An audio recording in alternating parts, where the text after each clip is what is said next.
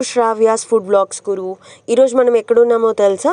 హన్మకొండ కాజుపేట్కి దగ్గరలో ఉన్న మెట్టు రామలింగేశ్వర స్వామి దేవాలయంలో. అదే మన ఫేమస్ మెట్టుగుట్ట. సో ఈరోజు శివరాత్రి కదా, అందరికీ శివరాత్రి శుభాకాంక్షలు. ముందుగా మనం దర్శనానికి లోపలికి వెళ్దాం. ఫస్ట్ రాగానే నాకు ఇక్కడ గోడ మీద శివపార్వతులు, గణేష్ తోటి, సుబ్రహ్మణ్య స్వామితో సహా దర్శనం ఇవ్వడం జరిగింది. ఇంకా నాకు శివరాత్రి అనగానే పూజ ఎలా చేస్తారు అని అడిగితే ఒక్కొక్కరు ఒక్కొక్క రకంగా సమాధానం చెప్పారబ్బా. ఏమని తెలుసా? రాత్రంతా జాగారం చేస్తారు, పొద్దంతా ఉపవాసం చేస్తారు, శివుడికి బిల్వపత్రాలతో అర్చన చేస్తారు, శివలింగానికి అభిషేకం చేస్తారు అని.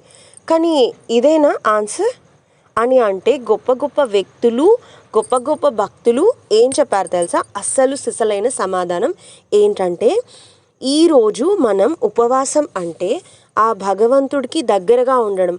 మన మనస్సు, మన శరీరం, మన బుద్ధి, ఈ మూడు ఐక్యమైపోవడం ఆ పరమాత్మలో. అది ఉపవాసం అంటే, అది నిజమైన పూజ అంటే.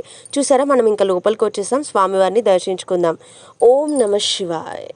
చూసారా, ఫస్ట్ మనకి విగ్రహ రూపంలో శివుడు దర్శనమిస్తున్నాడు, ఆ తర్వాత స్వయంభూ లింగ రూపంలో దర్శనమిస్తున్నాడు. సో మీరు కూడా ఈరోజు శివరాత్రికి గుడికి వెళ్ళారా?